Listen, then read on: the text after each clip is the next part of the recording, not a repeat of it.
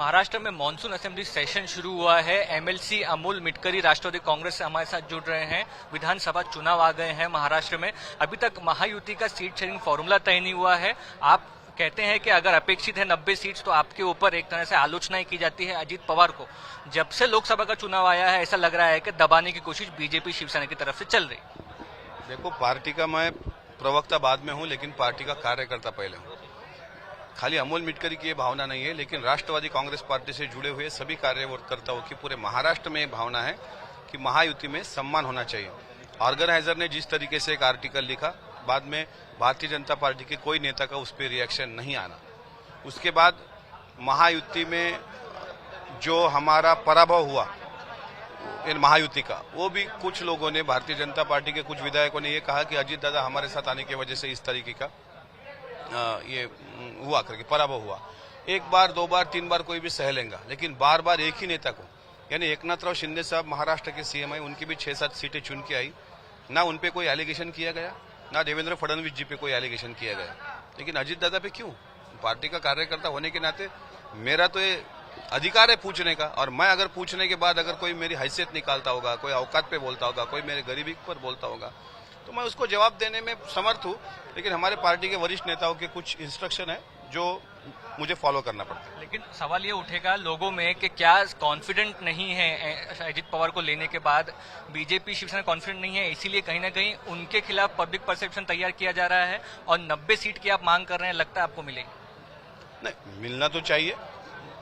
जिस तरीके से रवैया अभी दिख रहा है, जिस तरीके से सुर्खियां आ रही है पेपर में भी छाप के, उससे ऐसा लगता तो नहीं कि महायुति में जिस तरीके का सम्मान होना चाहिए होने रहा।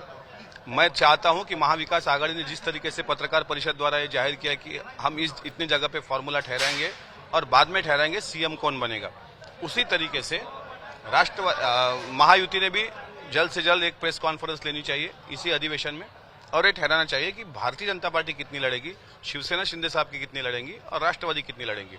उस पर डिपेंड करेगा कि किस तरीके से सम्मान हो रहा है हमारा। लोकसभा में जो सीट एनसीपी लड़ रही थी उसमें कोऑपरेशन जिस तरह का होना चाहिए था बीजेपी की तरफ से, शिवसेना की तरफ से, होता हुआ नहीं थी। नहीं, अभी लोकसभा के निकाल आ चुके हैं। अभी तक तो मैंने मेरी राय हर वक्त मीडिया के आगे रखी, लेकिन अब तो ये मैं कहना चाहता हूं कि जो हो गया सो हो गया। अब आगे आने वाला दौर, आगे आने वाली, क्योंकि हमारी महायुति की जो सरकार अभी है गठबंधन में, मैं जरूर चाहूंगा, नीट का अभी सवाल सामने आ रहा है, मैं खुद चाहता हूं कि किसानों के मसले हल हो, स्टूडेंट के मसले हल हो, और उसी पे डिपेंड रहकर आगे की चुनाव लड़े जाए। और अभी समय कम है, इसमें घिसपिट ना हो। महायुति के तीनों प्रवक्ता, तीनों वरिष्ठ नेताओं से मैं यही कहता हूं कि महायुति का अगर पराभव हुआ तो उसको जिम्मेदार राष्ट्रवादी पार्टी जैसी है वैसी शिवसेना और भारतीय जनता पार्टी भी है। इसलिए तीनों पर बैलेंस हो, ये मैं चाहता हूं, और विधानसभा तीनों ने मिलकर एकजुट होकर लड़नी चाहिए, ये भी मेरा जल्द से जल्द सीट डिक्लेरेशन हो, जो डिले लोकसभा में हुआ ना हो।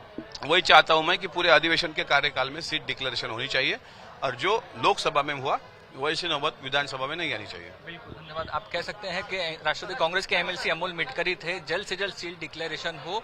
90 सीट की मांग अमोल मिटकरी एनसीपी की तरफ से कर रहे हैं। कैसे सीट शेयरिंग महाराष्ट्र में महायुति में होगा देखना दिलचस्प है। किरण सबकाल के साथ मुस्तफा शेख, आज तक।